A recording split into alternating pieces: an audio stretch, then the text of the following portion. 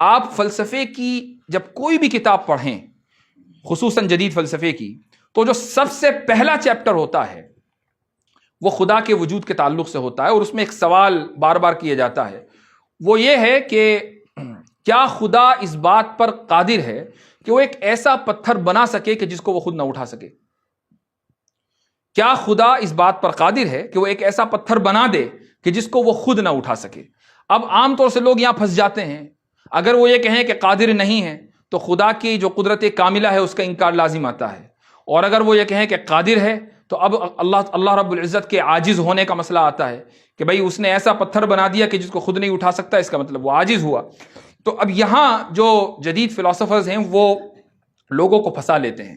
ایسے بہت سے لوگ ہیں مسلمان کہ جنہوں نے فلسفے کی کلاسز لیں اور چند ہی دنوں میں وہ ایتھیسٹ بن گئے، چونکہ ان کو لگا کہ ان سوالوں کا کوئی جواب نہیں ہے اور کوئی جواب مذہب نہیں دے سکتا، لہٰذا بہترائی یہ اس میں ہے کہ ہم مذہب کو چھوڑ دیں اور ہم اس نظریے کے قائل ہو جائیں۔ کتنی ہی بڑی تعداد مسلمانوں کی ایسی ہے کہ جو اسکولوں اور کالجوں میں جا کر ایتھیسٹ بن گئی۔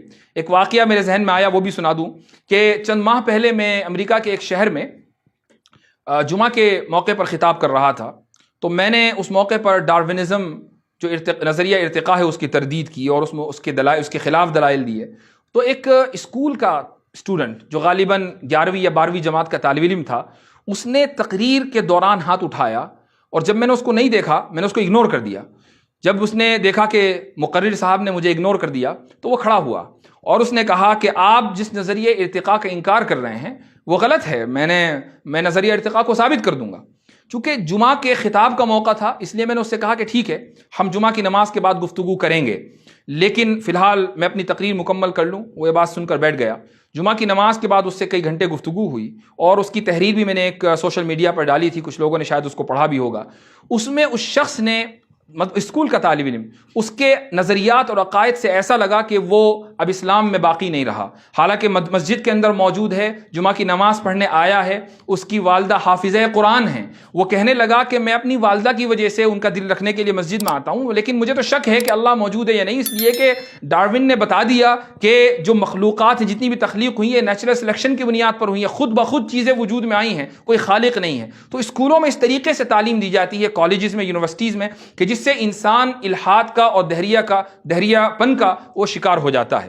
تو کہنے کا مقصد یہ ہے کہ فلسفے میں جو پہلا سوال آتا ہے وہ یہ کہ کیا خدا ایسا پتھر بنا سکتا ہے کہ جس کو وہ خود نہ اٹھا سکے؟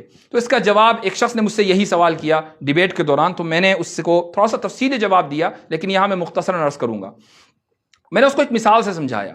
وہ مثال یہ تھی کہ خلق دراصل ایک فعل ہے، اور جس چیز کے اوپر خلق یہ فعل واقع ہو، جو اس خلق کے اثر کو قبول کرے، اسی کو ہم اصطلاح میں انفعال کہتے ہیں، اسی کو ہم اصطلاح میں تأثر کہتے ہیں۔ تو فعل گویا کہ فعل کا جو انجام دینے والا ہے وہ مؤثر ہے، اور جس کے اوپر فعل انجام دیا جا رہا ہے وہ متأثر ہے۔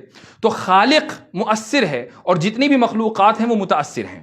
یہ سمجھنے کے بعد پھر میں نے اس سے کہا کہ ایک مثال لو، سورج ہے مثلا، تو سورج کی جو روشنی ہے اور اس کی حرارت ہے وہ مختلف چیزوں کے اوپر پڑتی ہے۔ اگر حرارت کے اعتبار سے دیکھا جائے تو سورج مؤثر ہے اور جتنی بھی چیزیں ہیں وہ متاثر ہیں، لیکن متاثر میں 3 طرح کی چیزیں ہوتی ہیں۔ ایک وہ متاثر جو کامل درجے کا ہو، ایک وہ متاثر جو ناقص درجے کا ہو، ایک وہ متاثر جو معدوم ہو، اور تینوں کی مثال موجود ہے۔ مثلا آپ سورج کی روشنی کے سامنے ایک شیشہ رکھیں، اس شیشے کو پر سورج کی روشنی کا اتنا اثر ہوگا اس حرارت کا کہ اگر اس کے آگے آپ کاغذ رکھ دیں تو وہ کاغذ بھی جل جائے گا۔ یہ شیشہ جو ہے یہ متاثر کامل ہے، اس نے سورج کے اثر کو مکمل طور سے قبول کیا ہے کہ جو تاثیر سورج میں ہے اب وہ تاثیر شیشے کے اندر آ گئی۔ متاثر ناقص کی مثال یہ ہے کہ ایک پتھر ہے، اس کے اوپر مستقل سورج کی روشنی پڑ رہی ہے، تو سورج کی روشنی کی وجہ سے وہ پتھر گرم ہو جائے گا، لیکن یہ نہیں ہوگا کہ اس پتھر کے محاذات میں اگر کوئی چیز آ جائے تو وہ چیز بھی جل جائے۔ یہ مثال ہے متاثر ناقص کی۔ اور ایک چیز ہے متاثر معدوم۔ متاثر معدوم سے مثال، اس کی مثال یہ ہے کہ مثلا ساؤنڈ ویوز ہیں، میں بول رہا ہوں تو ویوز کے ذریعے آپ تک میری بات پہنچ رہی ہے۔ یہ جو ویوز ہیں ان کے اوپر بھی سورج کی روشنی پڑ رہی ہے چونکہ اسی کائنات اور اسی دنیا کے اندر موجود ہیں، لیکن یہ ویوز سورج کی روشنی یا اس کی حرارت کو قبول نہیں کر رہی ہیں چونکہ یہ متاثر معدوم ہیں۔ میں نے اس سے پوچھا کہ یہ بتاؤ کہ کیا متاثر معدوم کی وجہ سے یا متاثر ناقص کی وجہ سے مؤثر کے اوپر کوئی فرق آیا؟ کیا آپ یہ کہہ سکتے ہیں کہ چونکہ ساؤنڈ ویوز کے اوپر سورج کی روشنی اثر انداز نہیں ہو رہی ہے لہٰذا سورج ناقص ہے؟ کیا یہ کہا جا سکتا ہے؟ ہرگز نہیں۔ سورج کی روشنی اور اس کا عمل اپنی جگہ ہے۔